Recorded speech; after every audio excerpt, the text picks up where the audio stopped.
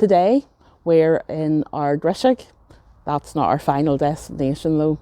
We have a video, I'll put a link here, of our entire trip up the towpath of the Crinan Canal, and we'll help people sail up and down the Crinan Canal.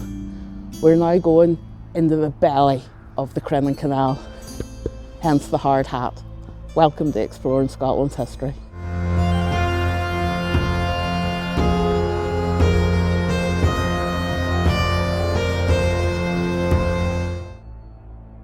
A short bus ride, a site safety talk and a cool crisp walk later and we reach the work site.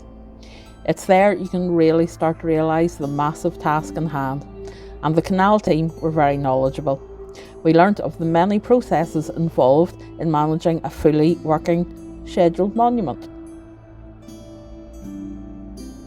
On our visit, we were lucky enough to get to speak with some of the individuals involved in this project. I wanted to fully understand the mammoth task that award-winning partnership Scottish Canals and Mackenzie Construction have undertaken. Hi, my name's Crinan Canal. I'm the Heritage Manager at Scottish Canals, and I'm up here on the Crinan Canal on a rather frosty day, but a beautiful day. It's a very special day for us, it's a very special day for me, because we've actually drained the canal. We've got no water in the canal, and we're seeing things that hasn't been seen for the last 30 or 40 years.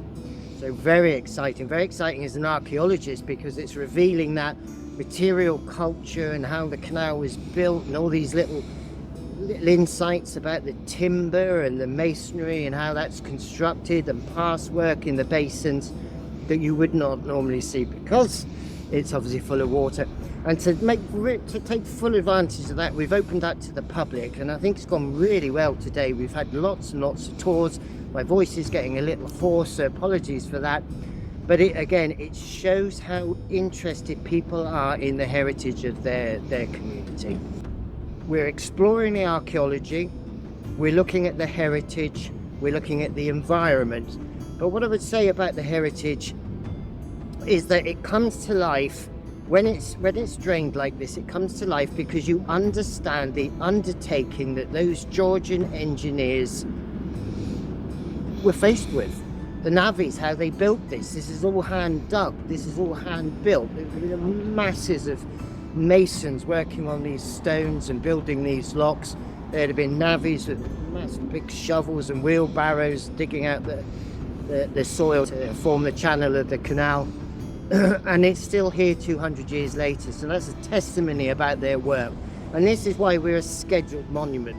This is why we're very proud to be a scheduled monument, because a scheduled monument by law, by definition, tells you that your infrastructure, your asset that you love so much, is of such importance to the nation's history, their culture, their engineering feats, even art. It says that word scheduled it says everything for me, and we're very proud of that, because we're not exactly like, but other scheduled monuments are Edinburgh Castle, Stirling Castle, Skara Brae, prehistoric sites, medieval burial sites. We're up there with all of them. The difference with us is that we're an operational piece of infrastructure. This works, it provides employment. It's not like the Antonine Wall, which I can't go and ask a Roman to say, how did you build that wall? But I can ask our engineers. We have a long lineage of these engineers that worked on this canal, and all others, maintenance team, the admin team behind it, the finance team. All of these job roles have been going for 200 years. And we pass that knowledge down, and that, coupled with the archaeology and the archives and the textual evidence, gives a really good, robust understanding of our history. Thank you, Chris. Julia discussed some of the environmental issues that faced this task in hand. 7.2 kilometres of dewatering was required. All the reservoirs drain into this particular set of locks, which poses issues. Lock 9, the summit pound, has been lined to ensure that no water can escape. In normal use, weirs are used to drain out the water. The Georgian engineers knew that the canal would need drained. and they put in bed valves right in the bottom of the canal to completely drain it if required. Another issue that had to be dealt with was the fact that a lot of the area around Crinan is a designated area for nature conservation on a European level. It includes intertidal mud and sand flats. Land and water management ensured that parts of the canal and some of the lochs could be drained without desalination. There was also fish rescue required. When the lochs had been reduced to knee depth, an electric current was passed into the loch to attract the fish. They were put into buckets and they were safely relocated. Over 1,000 fish. Not a massive amount when you think there's 7 kilometres of water, but it is a nutrient poor environment. Julia also discussed the partnership with 𝔚𝔫𝔡𝔢 and 𝔬𝔢 to protect the bird species, and 𝔬𝔞𝔫𝔡 had to be surveyed to protect the otter population. I'll put some pictures here that I took of 𝔬𝔞𝔫𝔡 over the summer.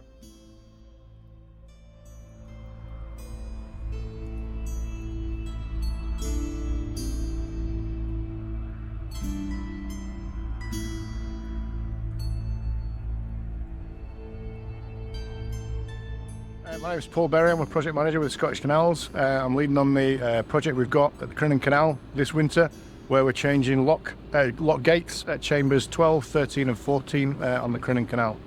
We're taking out life expired gates, replacing them with new gates that work slightly differently to the way the old gates used to work. Hopefully this is a bit more efficient in terms of water control and the way the gates are working. So we're working closely with our framework contractor, Mackenzie Construction, to work and, as I say, change these gates. The position we're in just at the moment is in chambers 12, 13 and 14. The old gates have been lifted out. You can see just behind the camera just there that the new gates are now on site for all of the chambers. So we're getting ready now to lift the new gates in. We need to do some works in the chamber itself in preparation for lifting the new gates in. Working on the pintles, that's the bit at the bottom where the gate pivots around. We also need to work on the coins, the kind of effectively the hinge part of the gate. So we're preparing the loft chambers for receiving these gates. We're hoping to lift some gates in next week, and the hope is that they're going to work a lot better than the old ones.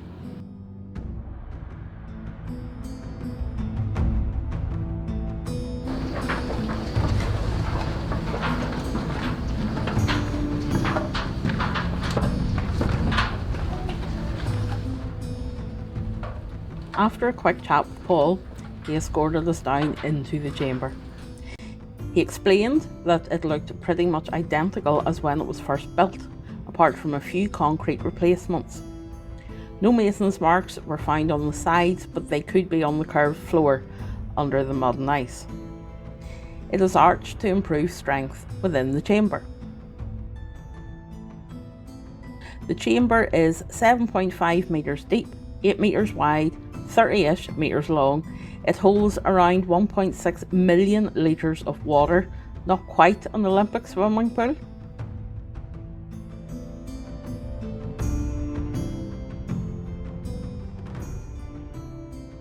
Paul showed us the sill that the gate closes against to help hold the force.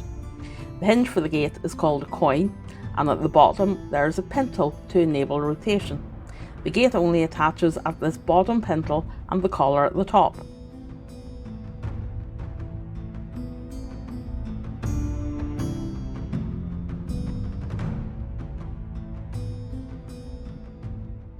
The refitting of these gates puts them at more pressure than when functional. When in use, the water supports them and they are fitted with buoyancy chambers. The new gates won't have any wooden parts, so it's essential that the measurements are correct. The coin liner is attached to the gate, so it should only need lowered in. The new metal gates will be effective for over 50 years, so they will have a better shelf life than the original wooden structures.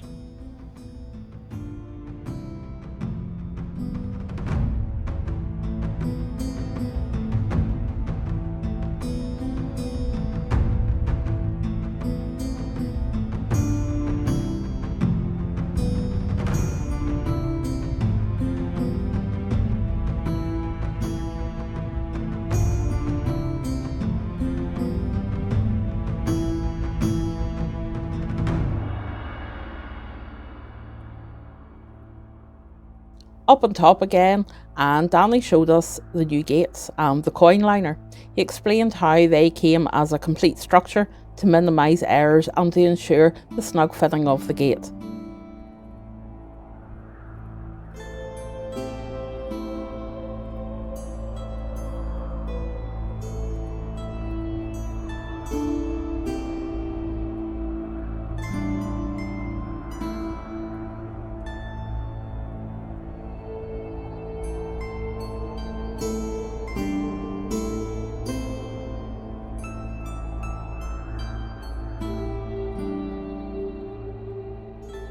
Safely back at the egg shed in ℚ𝔬𝔫𝔫𝔫, we decided to explore the canal from where we left the tour, right through to the village of Crinan and the massive lock gates at the Crinan Basin.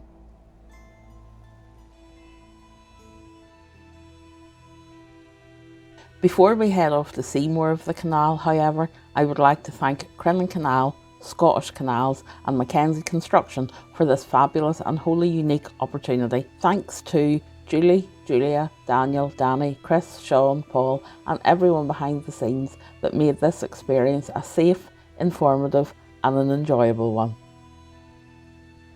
In my last video on the Crinan, we discussed how money became tighter and tighter as they headed down the canal, and I think this is very clear in this part of the canal. It is bits of blasted rock as opposed to the beautifully bricked parts that are further towards ℚ𝔬𝔫𝔫𝔫.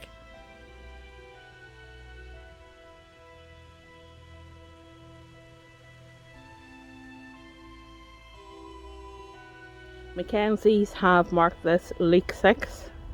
Don't want to hear you, there's more than 6 leaks on the Crinan Canal. But as we look over the embankment, these are actual leaks for overflow. And look at that. Look at that view. Stunning.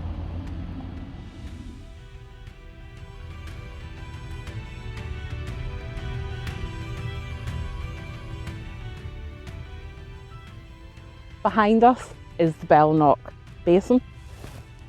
I am going to put some pictures of the last time we visited here. The sun was splitting the slates. It was possibly the hottest day of the year and we had water.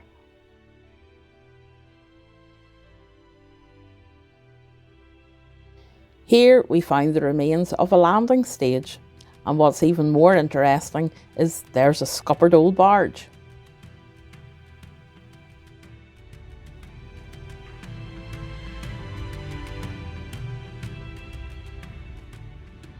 Hello.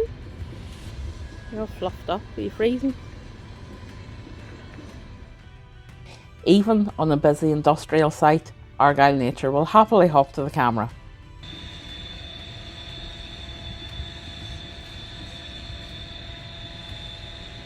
We're now down at Crinan itself. No sign of the Vic today. All the boats out, frozen, cleared, and a heavy amount of industry happening at those lock gates.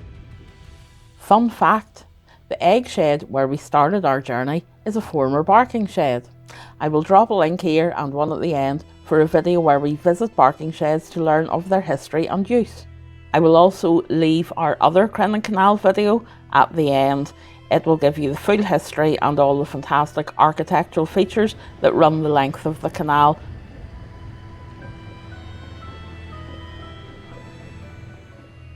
This is another fine example of the sill that Paul was talking about when we were in the chamber, and as you can see from the gate, it's long overdue, this refit.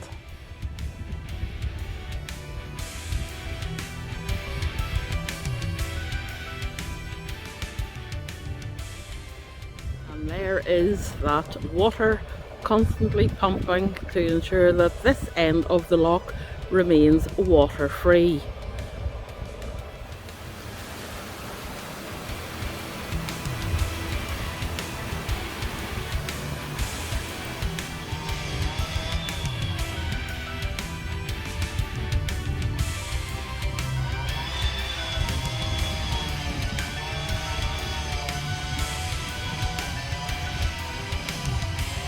So that was the Crinan, quite possibly how we'll never see it again.